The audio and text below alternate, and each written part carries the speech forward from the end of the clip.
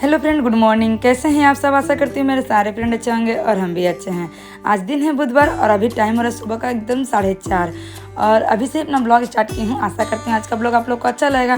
तो सुबह सुबह इसलिए उठी हूँ ना कि बहुत दूर एक मंदिर जाना है हम लोग को, जो कि पहली बार हम लोग जाएंगे और आज है मेरा एनिवर्सरी। तो सुबह से लेकर के शाम तक कैसे मैं बिजी रह रही हूँ, अपने घर के काम से लेकर के बाहर तक कैसे संभाल रही हूँ और साथ ही साथ ना अपनी लाइफ को भी इंजॉय करूँगी। तो सब कुछ आप लोग साथ शेयर करूँगी। लेकिन जब मैं शादी की थी तब से स्टार्टिंग नहीं था। तो आज अभी ना पहले अपने लाइफ से रिलेटेड कुछ बातें बताऊँगी, उसका बाद से ना आलस को कैसे त्यागी हूँ मैं, सब कुछ आप लोग साथ शेयर करूँगी। मेरा शादी लव मैरिज है। मैं अपने हस्बैंड से लव मैरिज शादी की हूँ। हम लोग का जात भी बहुत अलग है।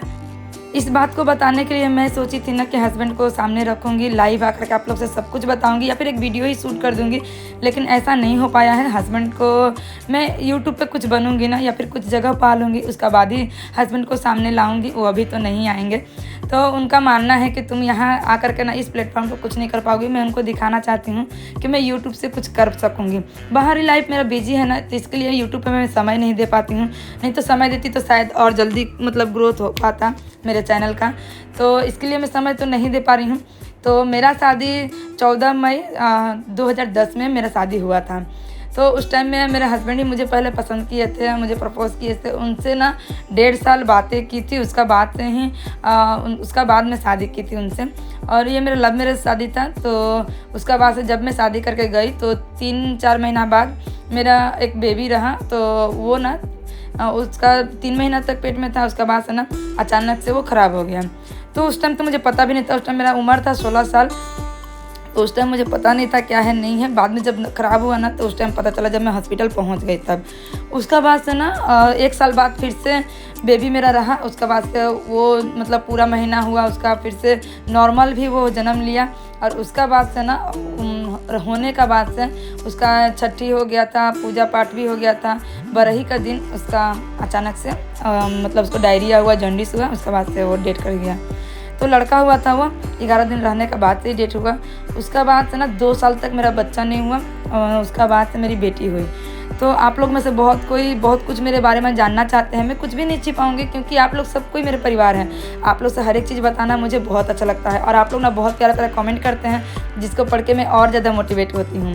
तो सुबह सुबह ही पूजा करने के लिए स्टार्ट कर दी हूँ। हस्बैंड से ना रात को ही बोल देती कि ला दीजिएगा सब सामान, ताकि मैं पूजा पाठ घर में कंप्लीट करूँगी, उसके बाद ही जाऊँगी मंदिर। तो वो लड़का जब हुआ, डेट कर गया, उसके बाद से मेरी बेटी हुई। और बेटी को लेकर के बेटी का 3 साल जब उम्र हुआ ना, उस टाइम मेरे घर में मेरी ननद रहने लगी। तो उनका भी शादी हो गया, तो वो रहने लगी। तो मैं अपने ससुराल में सिर्फ 6 साल तक ही रही हूँ। उसके बाद से ना अलग से घर लेकर के हम लोग रहने लगे। जब हम लोग अलग घर लिए ना तो कुछ मैंने बाती ही हुआ था हस्बैंड से, मेरी सासू माँ से। तो हम लोग अलग हो गए। उसका बाद से क्या हुआ ना कि इस घर में जब हम लोग आए, ये घर जब लिए, तो हस्बैंड ना शादी किए थे। उस टाइम मेरा पहली बार एक बर्थडे किए थे। उस टाइम ही मेरे लिए एक कान का लिए थे। वो कान का मैं बंधक रख करके ना, उस टाइम हस्बैंड के पास पैसा नहीं था क्योंकि बेटी उस टाइम ही हुई थी। और जितना रिद्धि का वजन नहीं है ना, उतना पैसा हम लोग डाले हैं, क्योंकि पहले से ही जानते हैं कि इस टाइप का हम लोग का बेबी के साथ हुआ था। तो हम लोग बहुत ज़्यादा डर गए थे। तो कुछ बैक सपोर्ट भी नहीं था उस टाइम। तो हम लोग ना डरे हुए रहते थे। तो पैसा कुछ भी नहीं रखे, सब कुछ खर्चा कर देते थे। और हस्बैंड ना मेरे शादी का 4 साल तक कमाते नहीं थे। रिद्धि हुई उसका बाद से ही कमाना स्टार्ट किया, रिद्धि पेट में रही तब से कमाना स्टार्ट किए। तो बहुत सारा बातें हैं, बहुत सारा मोटिवेशनल बातें हैं आप लोग साथ शेयर करूंगी। आज बहुत मन था, आप लोग को मैं बताई भी थी, मेरा क्राइटेरिया पूरा हो जाएगा तो सब कुछ बताऊंगी। लेकिन ना आज शादी की सालगिरह आज बताने से आप लोग को थोड़ा बहुत अच्छा लगेगा। तो उसका बाद से ना देखिए, ये वाला नाइटी ही पहन ली हूँ। ये नया नाइटी है जिसको मैं आप लोग साथ शेयर की थी। हस्बैंड का एक दोस्त लाए थे बिक्री करने के लिए, तो यही भी पहनी हूँ। लेकिन नया पहन के ना इतना ज़्यादा गर्मी में रहा नहीं जा रहा है। तो बहुत कुछ यही सब हुआ। उसका बाद से ना जब मैं इस घर में आई तो इस घर में दूसरा किसी का बेड था। और उसका बाद से ना इस घर में वो एडवांस देने के लिए मैं अपना कान का बंधक रखी। उसके बाद से इस घर में ढुकी हूँ। जिस दिन हम लोग अपना ससुराल छोड़े ना, मैं अपना ससुराल छोड़ी, उसी दिन हस्बैंड का काम भी बंद हो गया। कंटिन्यू 6 महीना तक काम बंद था। उसके बाद से हम लोग का हालत बहुत ज़्यादा सिचुएशन ख़राब था। बेटी को लेकर के इसमें आना, फिर से स्टार्टिंग करना संसार को। जैसा कि आप लोग जानते हैं मेरा लव मैरिज शादी था। तो इसके लिए ना ससुराल से कुछ मिला था, ना मायके तरीके से कुछ मिला था। तो हर एक चीज़ जीरो से स्टार्ट कर किए थे हम लोग, लेकिन मैं बैठने वाली नहीं थी। मैं उतना पढ़ाई लिखाई नहीं की हूँ जिससे मुझे नौकरी अच्छा मिले, और हस्बैंड तो एकदम बारन कर दिए थे कि तुमको कुछ भी काम नहीं करना होगा, जैसे चलेगा चलेगा, नहीं चलेगा तो नहीं चलेगा। जब हम लोग इस घर में आए थे ना तो 2000 मंथली में मैं अपना घर संसार चलाती थी। A to Z। रुकिए थोड़ा देरी बाद आप लोग से शेयर करती हूँ, पहले सामने से बातें कर लूँ आप लोग से। बहुत देरी बाद आप लोग से मिल रही हूँ और देखिए टाइम हो रहा है 7:10, 6:30 बजे जाने का बात था, लेकिन 7:10 हो गया है। और जानते हैं इतना ज़्यादा गर्मी है ना, मतलब फेस पे कुछ भी मेकअप नहीं करो लेकिन फिर भी पसीना इतना ज़्यादा आ रहा है ना, और फेस पे कुछ लगाते ही तो और भी ज़्यादा आता है। तो देखिए कुछ भी नहीं लगाई हूँ, मतलब जो मेरा डेली का स्किन केयर है ना उसी को की हूँ, और थोड़ा सा फेयर लवली BB क्रीम लगाई हूँ। नहीं तो जितना भी धूला मिट्टी धूप में न जाने के बाद काला पड़ जाता है फेस, इसके लिए फेयर लवली BB क्रीम लगाने से थोड़ा बहुत ठीक रहता है। और चूल सूखा ही नहीं है कि इसको मैं बांध करके जाऊँ, और ट्रेन से भी जाना है, बहुत ज़्यादा गर्मी है। तो चलिए चलते हैं और उसके बाद आप लोग से मिलते हैं। तो जब मैं इस घर में आई तो हस्बैंड को देखी काम ऐसे चल रहा है, तो पहले ना एक बगल की थी उनसे मशीन मांगी थी, उनका फ्री में मशीन मिला हुआ था तो उनसे ही मशीन मांग करके सिलाई करती थी। उसका बाद से ना मेरे पापा क्या किए, मेरे लिए एक मशीन खरीद दिए, उससे सिलाई करने लगी। उसके बाद से ना सिलाई करने के बाद से मतलब घर में टुक टाक कुछ काम करती थी। पर देखी ना कि घर में काम करने से नहीं होगा, फिर मैं जॉब मतलब एक प्लेट कारखाना था उसमें करती थी। आप लोग के साथ बहुत कुछ शेयर की हूँ। तो हस्बैंड का ऐसे ही करके ना बहुत सारा हेल्प की, और जानते हैं दिन गुना रात चौगुना उनका उन्नति होते ही गया। पूरा पूजा पाठ स्टार्टिंग से ही सब कुछ करने लगी, तो इसके लिए ना इतना तक हम लोग पहुंच पाए हैं। बहुत कुछ आप लोग साथ और भी थोड़ा थोड़ा करके हर वीडियो में शेयर करूंगी। तो पहले मैं जहाँ पे आई हूँ आप लोग साथ शेयर कर देती हूँ। पहले हम लोग ट्रेन पकड़े हैं खरदा से, उसके बाद से आ गए हम लोग डायरेक्ट नईहट्टी लोकल ही ट्रेन पकड़े थे। और जानते हैं यहाँ पे ना 108 वाला जवा फूल का माला लिए हैं, और इसको ले करके चले जाएंगे हम लोग मंदिर। इस मंदिर में हम लोग पहली बार आए हैं, और जानते हैं यहाँ का इतना जागरूक मंदिर है, कुछ भी मन्नत मांगने से ना पूरा होता है।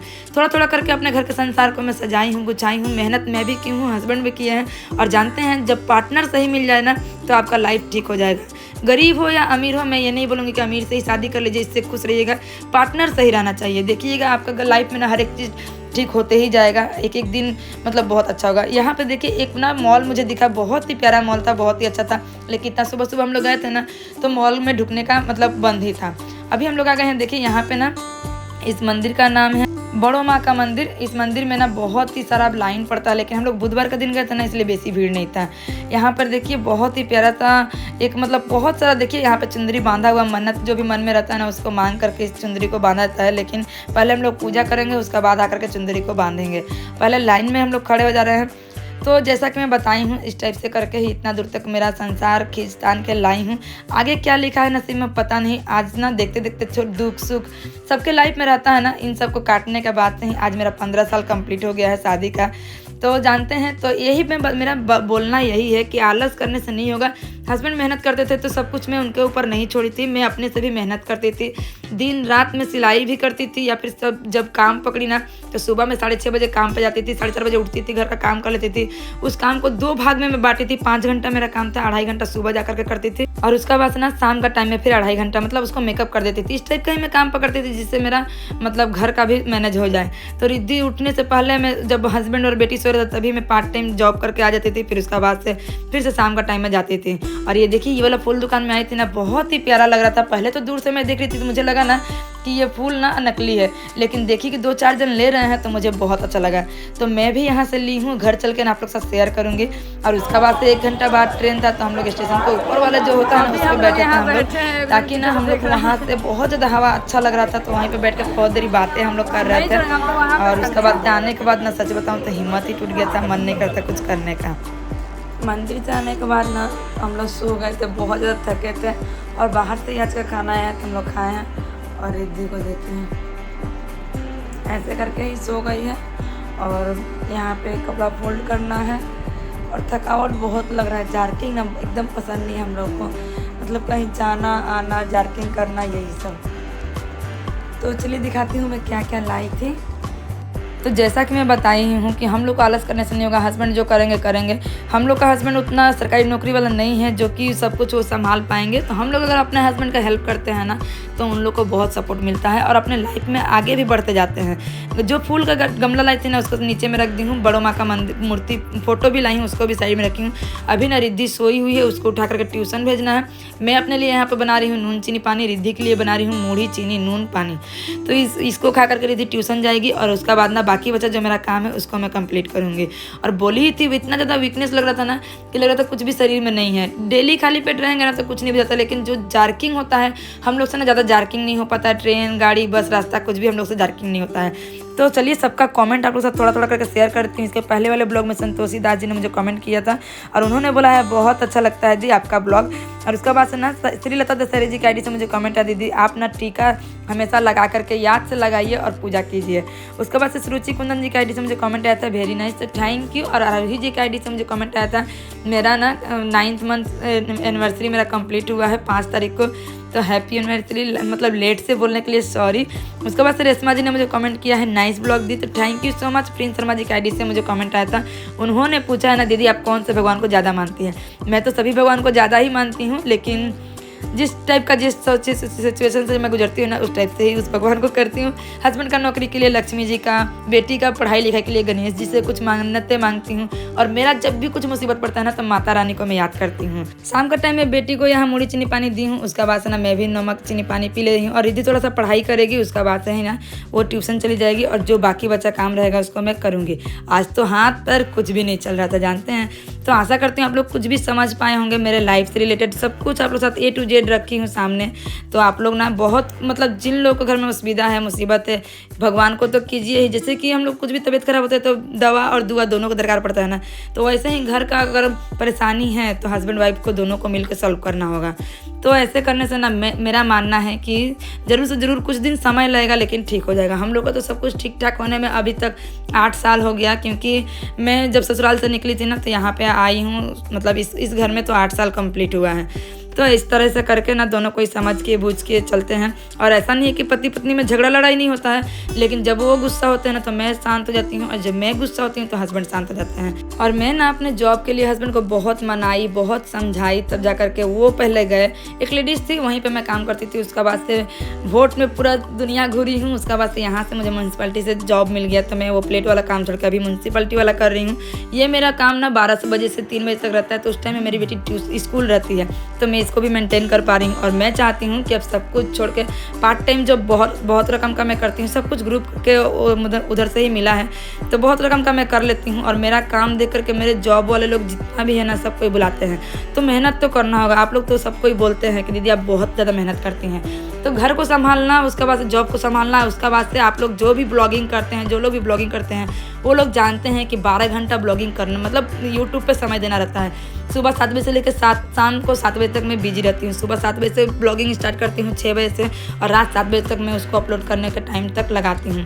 तो ये मेहनत आप लोग समझ सकते हैं। तो मेहनत बिना कुछ भी नहीं है, जो लोग मेहनत करेंगे ना उन लोगों को तो फल मिलेगा ही मिलेगा। और बहुत अच्छा होता है संसार परिवार अगर आप लोग मेहनत करके चलेंगे तो, और समझ बूझ के चलेंगे तो। उसके बाद से ना प्रियंका के ब्लॉग से मुझे कमेंट आया था, राधे राधे दी बहुत अच्छा था आज का ब्लॉग, सब कुछ आप बहुत अच्छे से मैनेज करती हैं। और बच्चे लोग का पार्टी भी बहुत अच्छा था।